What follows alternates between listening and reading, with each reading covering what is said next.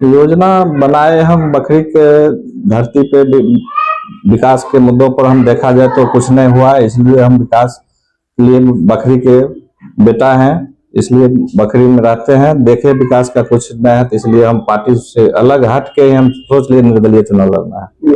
क्या पार्टी की तरफ से कभी आपको इस पे कोई चर्चा चुनाव लड़ने को लेकर किसी भी पार्टी से आपको चर्चा है या फिर ऑफर ऐसा कुछ कभी नहीं मिला था सर?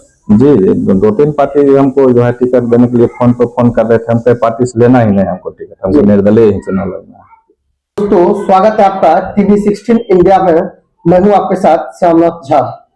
बिहार विधानसभा चुनाव की तैयारियां जिस तरह से सरगर्मी अभी तेज हो चुकी है, इसी बीच प्रत्याशी अपनी अपनी रणनीति को लेकर काफी अपने अपने कार्यों को तेज कर चुका है और नामांकन को लेकर भी काफी प्रत्याशी नामांकन भी करवा रहे हैं। हमारी मौजूदगी अभी बेगूसराय के बखरी विधानसभा में है और बखरी विधानसभा के हमारे साथ एक निर्दलीय प्रत्याशी है जिनका नाम संजीव कुमार पासवान हुआ और ये बखरी से निर्दलीय दावेदारी कर रहे हैं।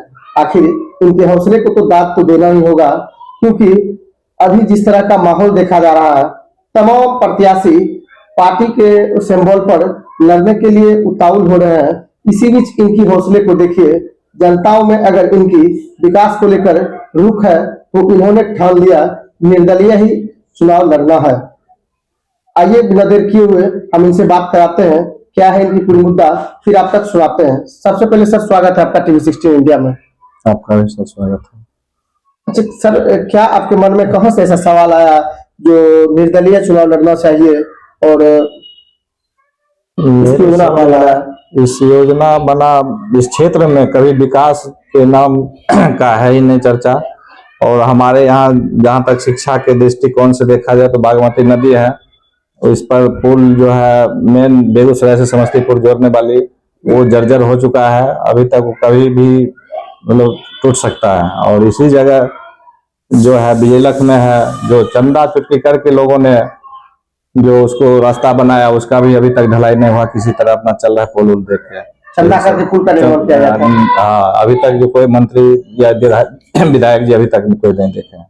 क्या लगता है सर, आप जिस तरह से अभी बकरी में वर्तमान में दावेदारी पेश कर रहे हैं, अपना नामांकन करवाने जा रहे हैं, अपना पर्चा दाखिला कर रहे हैं, वो भी निर्दलीय है सर, इस तरह की सोच और ये हौसले आपको तो काफी दाद देती है। क्या इतनी बड़ी बड़ी एनडीए इंडिया गठबंधन जैसी तमाम अलायंस की जो टीम है अभी तमाम चुनावी रणनीति में उतर चुके हैं सर, इन सभी को देखते हुए क्या आपने किस तरह से योजना बना लिया कि निर्दलीय चुनाव लड़नी चाहिए?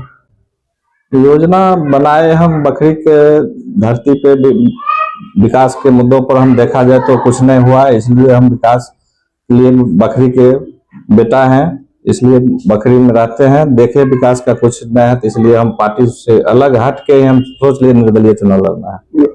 क्या पार्टी की तरफ से कभी आपको इस पे कोई चर्चा चुनाव लड़ने को लेकर किसी भी पार्टी से आपको चर्चा है या फिर ऑफर ऐसा कुछ कभी नहीं मिला था सर? जी जी, दो तीन पार्टी हमको जो है टिकट देने के लिए फोन पर फोन कर रहे थे, हमको पार्टी से लेना ही नहीं हमको टिकट, हमको निर्दलीय ही चुनाव लड़ना है। अच्छा एक बात है सर, तमाम अगर जनता आपको चुनती है इस बार, तो क्या जनता को बकरी विधानसभा के क्षेत्र एक काफी अति पिछड़ा क्षेत्र माने जाते हैं और इसकी विकास की गतिविधि को देखें तो आप स्वयं भी देख रहे हैं, तमाम जनता भी देख रही है, हम लोग भी अपने चैनल के माध्यम से दिखाते हैं, तो इसकी विकास की गतिविधि को अगर आप अपने ओर से देखते हैं तो क्या लगता है, विकास की कमी है या फिर ठीक है? नहीं, बहुत कमी है। मात्र यहाँ देख लीजिए अनुमंडल से 1 किलोमीटर ये बागमती नदी है, रोड इतना जर्जर है, मरथुआ जाने वाली जो समस्तीपुर जोड़ती है, अभी चल के आप भी देख सकते हैं, कहीं चाहे कोई भी आके पदाधिकारी भी इसको चेक कर सकते हैं। इसी मुद्दों को लेकर हम जो है सोचे जो निर्दलीय चुनाव लड़ेंगे, बकरी के विकास करेंगे। अच्छा सर, राजनीति की शुरुआत आपको सर किस तरह से हुई, राजनीति में आप कैसे आए थे? राजनीतिक में हम शुरू से ही सोच रहे थे राजनीति करना है, हमने पूर्वज भी कर रहे थे लेकिन सब सर्विस में चल गए तो सोचे हम जो है उतरेंगे राजनीतिक में। अभी जिस तरह से आपका तैयारियां चल रहा है सर, क्या बकरी विधानसभा के इस रणनीति में, इस बड़ी चुनावी दंगल में आप जिस तरह से उतर रहे हैं सर, क्या इसमें बदलाव लाएंगे? हाँ जरूर लाएंगे बदलाव, बकरी क्षेत्र में बहुत बदलाव होगा आने के बाद। आपको ऐसा बकरी विधानसभा क्षेत्र में ऐसा क्या लगता है जो कि वर्तमान या फिर पूर्व विधायक के द्वारा या फिर मंत्री के द्वारा, चाहे जितने भी सरकार बिहार में आई है उनके द्वारा नहीं किया गया, परंतु अभी भी वो मुद्दा बरकरार है? सर, इस पे क्या कहेंगे आप? इस पर तो जहाँ जहाँ हम क्षेत्र घूमे हैं, लगभग हम 15-20 दिन से घूम रहे हैं, सभी क्षेत्र में कहीं विकास, खास करके दलित टोला में देखते हैं जैसे कि तैसे है, कहीं कोई विकास नहीं देखा जा रहा है जी। लेकिन कागज पर और सोशल मीडिया के माध्यम से तो काफी कहा जाता है कि विकास हो रही है। सोशल मीडिया ऐसे कह देते हैं, लेकिन हकीकत जाके देखे तब तो धरती पर जाके वहाँ देखे क्या है नहीं है। हम तो घूमे हैं, देखे हैं कहाँ क्या है सब। क्या वह विकास की जो बातें वर्तमान के द्वारा या पूर्व के द्वारा जो किया जा रहा है, क्या वह तो कहीं ना कहीं तो आपके अनुसार तो वह कागज तक ही सीमित कर रह गई है? जी जी, वो तो हकीकत की बात है। हम सर्वे करके देख लिए, उसके बाद निर्णय लिए हम चुनाव लड़ेंगे और विकास करेंगे। अगर आपको सर बखरी विधानसभा की जनता अगर चुनती है तो इनके लिए आप अपने ओर से विकास की मुद्दा सर क्या रखेंगे? विकास की तो शिक्षा है, बेरोजगारी है, महंगाई है, ये सब तो है मुद्दा, इस सब पर चर्चा कर रखेंगे। अच्छा, वर्तमान में अगर बकरी की समस्या देखा जाए तो बकरी की समस्या को लेकर आप क्या कहेंगे?